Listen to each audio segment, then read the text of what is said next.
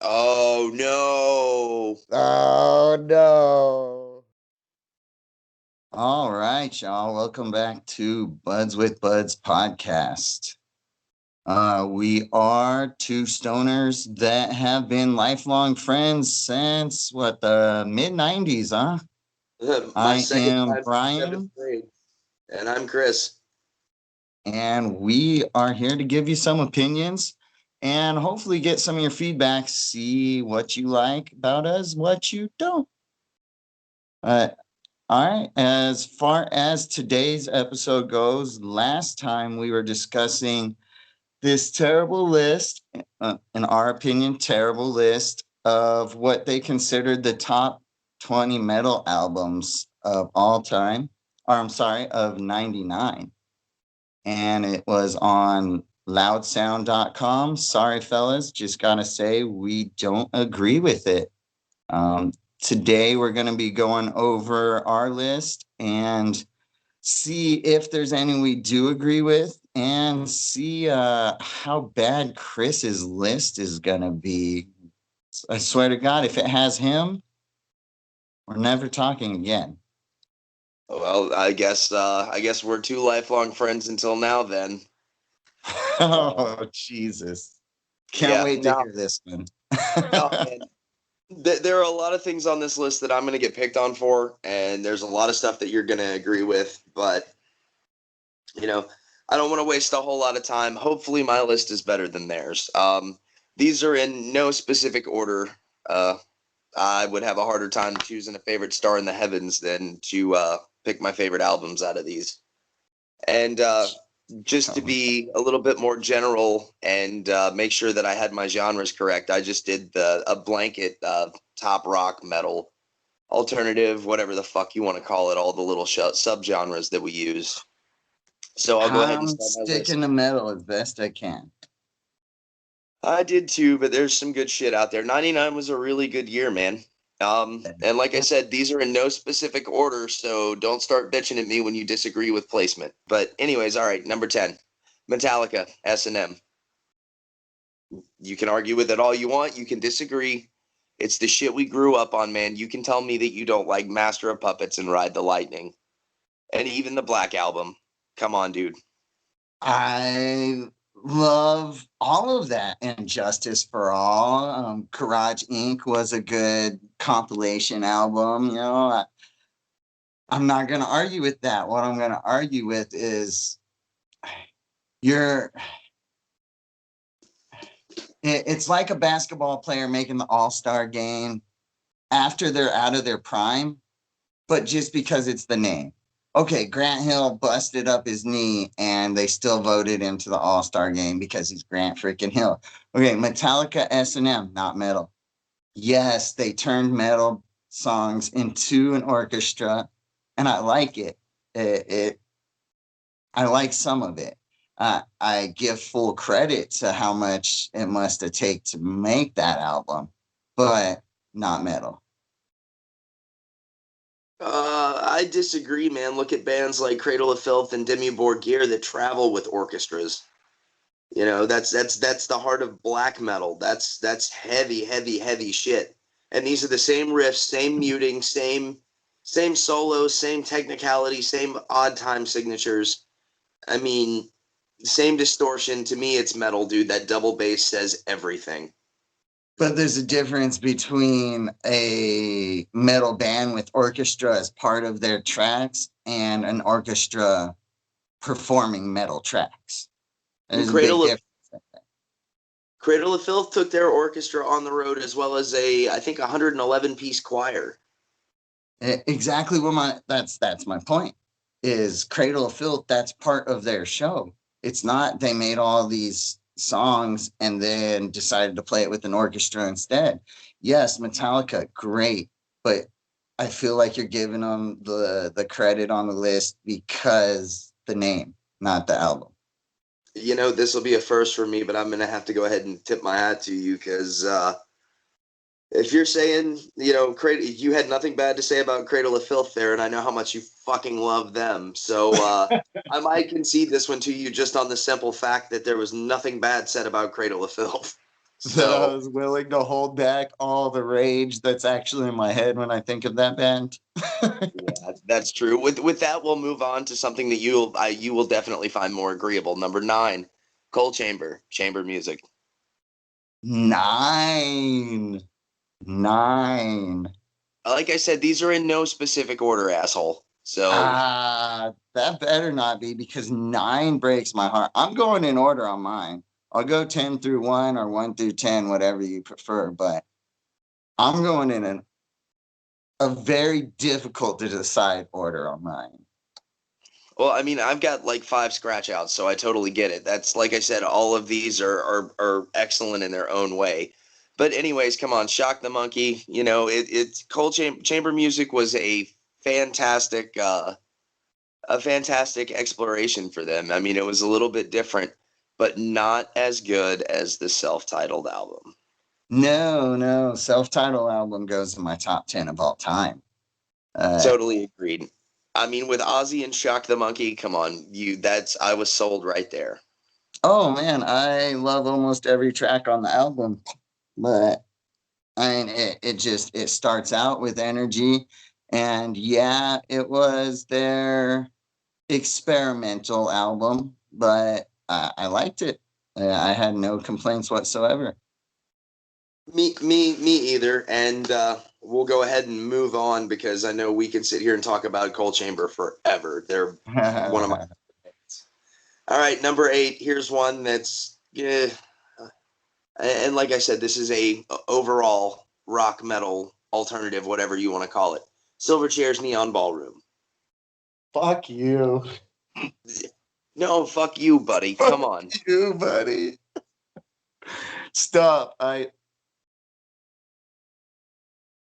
Again, I'm not saying it's metal. I'm doing the blanket. So, and I wouldn't even say that it's not even that it's heavy.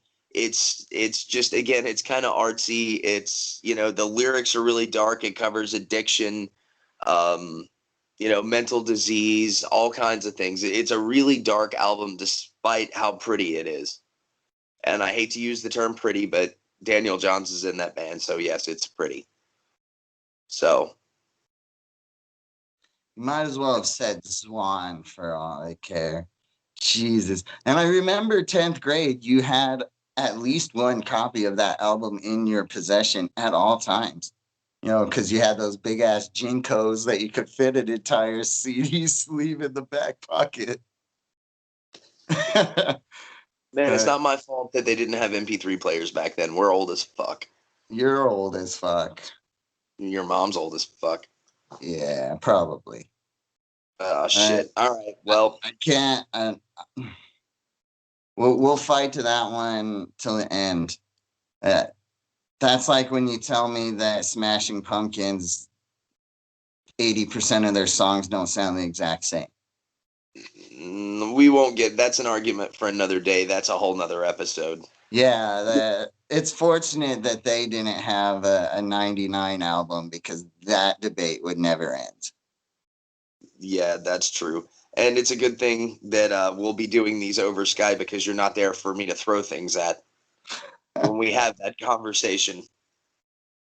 All right, let's move on. One of the few things that I agreed with their list on, 9 Inch Nails, The Fragile. So they got one wrong. That is definitely a heavy album. It's still artsy. It used to be one of my favorite albums to eat mushrooms to, or take a couple of hits of acid and, you know, have somebody drive me around. So, yeah, like that time we ended up on 285 just going in a loop because the exit was closed. Oh my God. I don't even want to talk about this. But by the way, anything that we talk about on this podcast, I've already checked. We're all past the statutes of limitations. So fuck you. Stupid. All right. The Fragile, I agree with it. It broke my heart, but it was one of my scratches. I mean, the list is, or the options are that big that the Fragile, as much as I want it to be top 10, it fell out. It wasn't for everybody. It definitely was where you learned who your true hardcore Nine Inch Nails fans were. Like I said, it was a great album, but It definitely wasn't Downward Spiral. no. And see, that's the problem. You know, everybody likes Downward Spiral. Everybody likes Closer. Everybody likes Heresy. Everybody likes Hurt. You know, but those are, you know, that's all radio play stuff. You know, I prefer the deeper cuts on the album. Sorry, I'm gonna be smug about that one, but You're a metal snob. hey, you didn't notice when I was using the bong? I light my joints with black nails and my pinky out. What are you talking about? I don't smoke joints. All right.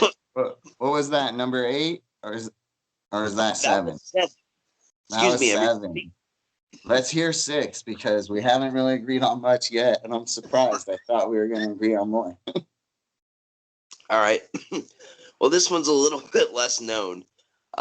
Number 6 for me is Fear Factory, Messiah. Great album. I knew that you were going to put Fear Factory on there, and I can't disagree with it, but it makes my top 20, does not make my top 10, not even close. I can understand that. They're not for everybody. Excuse me, everyone. Jesus Christ. Ooh. All right, where were we before I get lost? That one I really don't have anything to say about. I just had to nod my hat to Fear Factory. Exactly. Nothing negative to say, but I don't got much to say about, oh, yeah, I remember listening to that album 8,000 times on the bus and shit. Yeah. All right. Well, here comes another disagreement between us, and I actually had to stretch to get this one on my list. Ah, Jesus. I was actually incorrect when we had our conversation. Tool actually did release an album that year. Oh, And fuck you. It was the Salival box set. It was the live DVD, the live CD, and then all their videos on a DVD. For one, piss on Tool. For two, nah, come on, bro. I feel like you're breaking the rules. Move on. Hey, I told you this was a blanket. I'm not claiming that Tool is metal, and everybody out there, Tool is not metal. They're acid rock at best. They're definitely the Pink Floyd of our generation.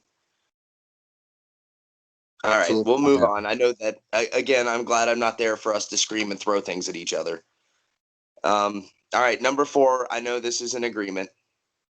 And again, this is a compilation that I actually owned and have spent many hours watching with you.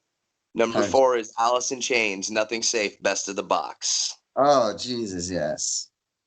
And I'm going to cheat a little bit. Music Bank also came out that year with Get Born Again on it. So I included that with that. So you're stretching these. You're stretching pretty far. You've never been one to follow the rules, so I'm not going to complain, but I'm keeping an eye on you, fucker. All right, well, I'm going to do the same on your list too, but thanks for trying to keep me honest. You've been at it for 22 years. All right, here we go. Wow, we are really going to disagree on a lot of these. Number 3 is Stained, Dysfunction. I knew it. I was writing down ones that I knew that you would fucking put on there. That was on there. Cradle of Filth was on there. And I was wrong. I thought you were going to say Dillinger Escape Plan, but we discovered in the last segment that you didn't agree with that. Oh, and I knew you would mention Demue. Because Cradle of Filth and Demue go together. Was that? They didn't put out an album that year. Demue? No. They did, I swear it. Well, then I must have missed it. And maybe it was a live album, but I swear I can't look it up right now, but I will. All right. Well, here's another one that we may or may not disagree on, and if we disagree on this one, we're not friends anymore. Stone Temple Pilots, number 4. Oh, Jesus. Best albums of 99? Yes. There we go. Finally, something that we hardcore agree on. I mean, Sour Girl, No Way Out. That whole album was good from start to finish. I'm higher than Giraffe Pussy, so I'm having a hard time thinking of anything else on that album at the moment. And yes, not metal. Not metal. I still kind of hate you because you went too far away from metal.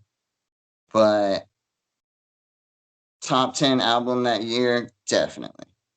Absolutely. All right. And my number one is going to be Slipknot's limited edition with the overcaffeinated version of Spit It Out and Purity on it. Self-titled album. And all I could hear was blah, blah, blah. I'm such a music snob that I'm going to try and call out the limited edition. Blue.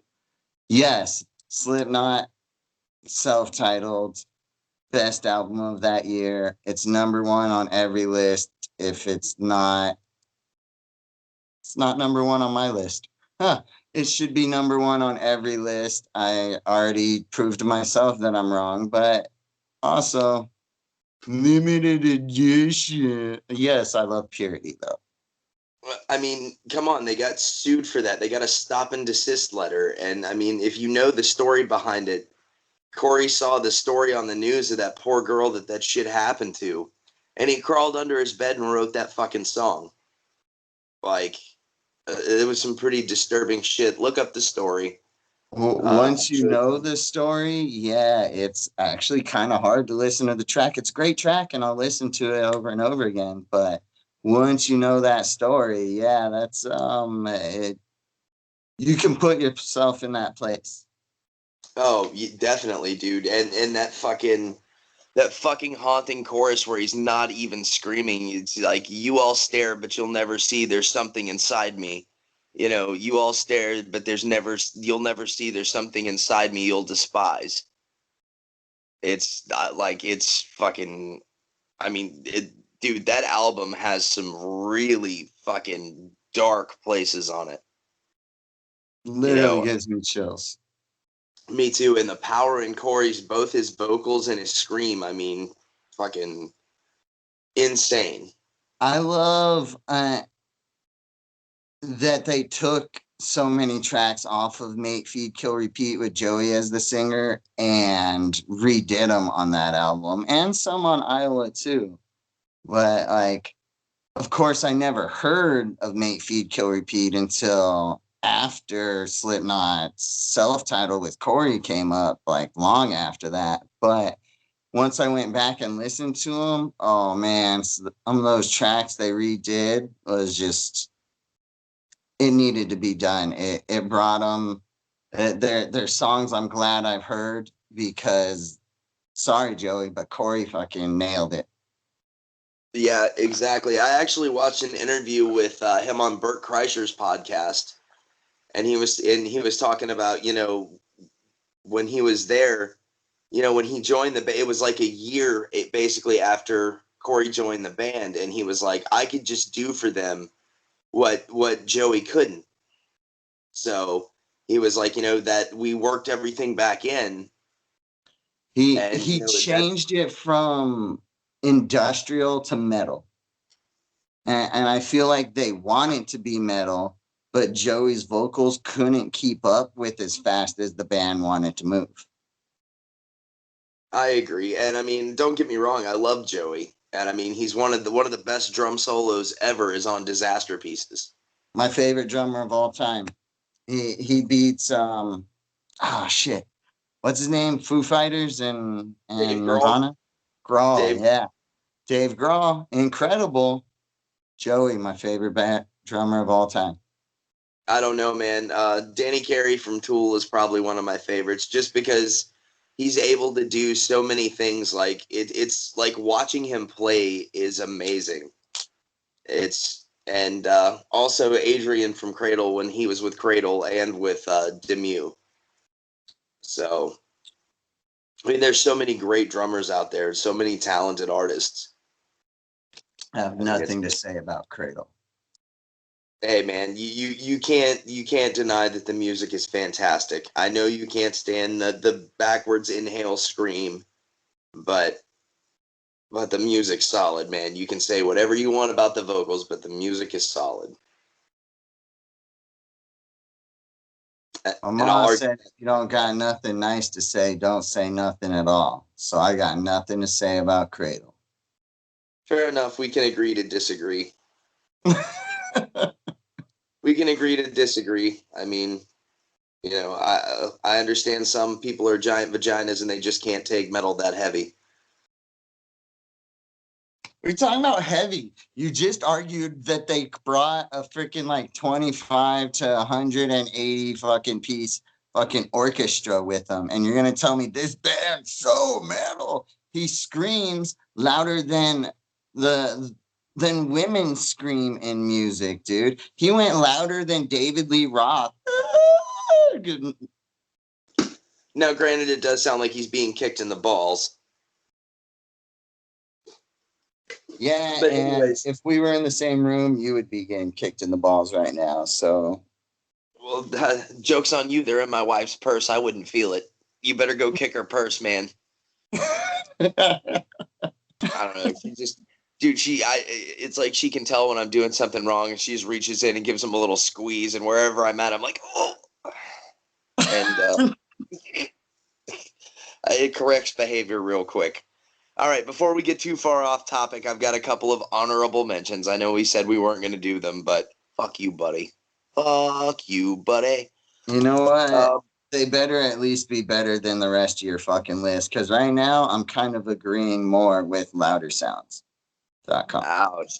That's a pretty big kick in the balls. Did you go kick Mel's purse? All right, here are my honorable mentions, and this is one thing I agreed with them on: is Incubus Make Yourself. Albums, yes. Metal, no. Agreed. And Machine Head, The Burning Red, great album. Cover of Sting's Message in a Bottle, fucking fantastic. You're 1 for 2 on that. I do love that choice. And I give it metal. Absolutely, man. They're one of the forerunners. Well, and surprisingly, we didn't agree on much on my list, but that's okay, because in the next episode, since I burned up all of our fucking time, we'll go over yours, and I can't wait to argue some of your points as well, man. But for right now, I am high as fuck. Thank you, everybody, for watching. Take care of each other. Stay safe. Stay well. And don't forget to leave us a message. Let us know what you're thinking. And hit us up on Instagram. The link is actually on our page on Anchor. Thank you guys so much. Have a great night. Take care. Later. Fuck you. No, fuck you, buddy. Come on. Fuck you, buddy. Say something? What? Huh? Okay. What?